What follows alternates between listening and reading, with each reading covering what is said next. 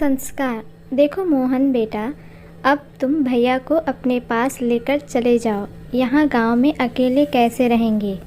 भाभी के जाने के बाद बहुत खोए खोए से रहने लगे हैं।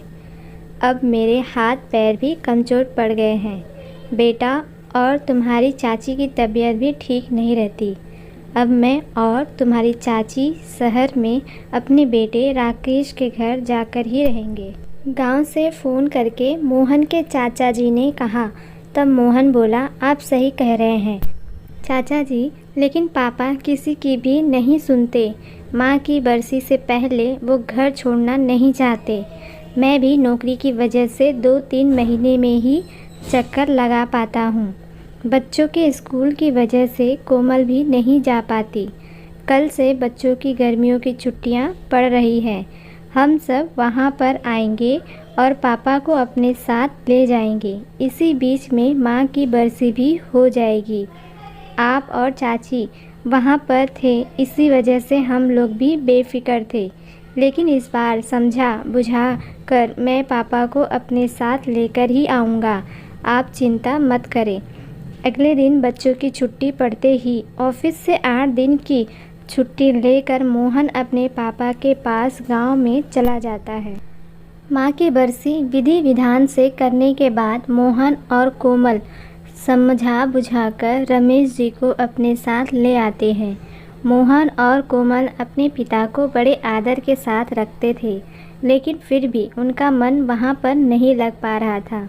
वे वहाँ पर अपने आप को असहज महसूस कर रहे थे। कोमल ने महसूस किया जैसे रमेश जी उनके घर पर कुछ संकुचाए से और बुझे बुझे से रहते हैं। उन्हें लगा शायद माँ की कमी होने की वजह से वह इस तरह रह रहे हैं। लेकिन एक दिन कोमल ने उन्हें चाचा जी से बात करते हुए सुना तो उसके पैरों तले ज़मीन खिसक गई। वो बोल रहे थे कि अब बाकी की उम्र बच्चों के सहारे ही काटनी है। मैं नहीं चाहता मेरी वजह से इन्हें कोई परेशानी हो, इसलिए मैं इनसे किसी चीज़ की मांग नहीं करता। जो दे देते हैं वही खा लेता हूँ। मेरे बच्चे मेरा बहुत ख्याल रखते हैं, लेकिन जब मैं स्थायी रूप से यहाँ पर रहूँगा तो कहीं मैं इन पर बोझ ना बन जाऊँ। मैंने अपने बहुत दोस्तों से सुना है कि गांव से शहर जाने पर उनके बच्चे उनके साथ अच्छा व्यवहार नहीं करते और कुछ दिन बाद ही उनसे काम कराना शुरू कर देते हैं और ढंग से खाना भी नहीं देते और कुछ दिन बाद वृद्ध आश्रम में छोड़ आते हैं। मेरी तो पेंशन भी नहीं आती है। मैं तो पूरी तरह से लाचार हूँ। इस उम्र का नहीं पता कि कितनी लंबी है। मैं तो चाहता हूँ तुम्हारी भाभी मुझे भी जल्दी से अपने पास बुला ले। खुद तो छूट गई और मुझे छोड़ गई। अपने ससुर की बात सुनकर कोमल की आंखों में आंसू आ गए। उसे उनकी परेशानी समझ आ गई थी।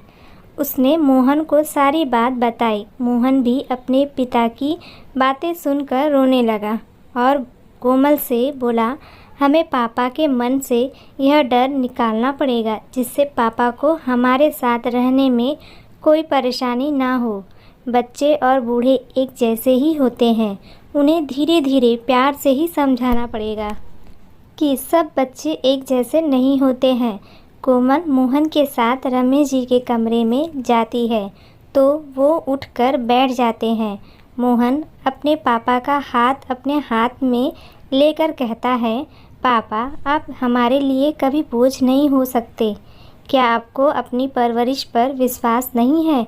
मैंने बचपन से आपको और माँ को दादी बाबा की सेवा करते हुए देखा है, जिनके बदले में आप उनके ढेर सारे आशीष पाते थे।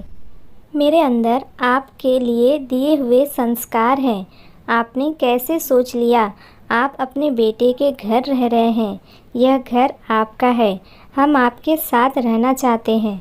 एक दिन तो इस उम्र में सभी को आना है और जो जैसा व्यवहार अपने माँ बाप के साथ करेगा उसे वैसा ही अपने बच्चों से मिलेगा।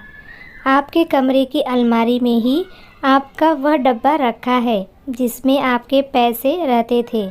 हम गांव से लेकर आए हैं। भगवान की कृपा और आपके आशीर्वाद से मेरे पास इतना पैसा है कि मैं अपने पापा का डब्बा कभी खाली नहीं होने दूंगा। आपका जैसा मन हो अपने पैसे खर्च कीजिए। रमेश जी अपने बेटे के गले लगकर फूट फूट कर रोने लगते हैं। उनकी बहू भी नम आंखों से यही सोच रही थी कि अच्छा हुआ पापा के मन की बात हमने जान ली।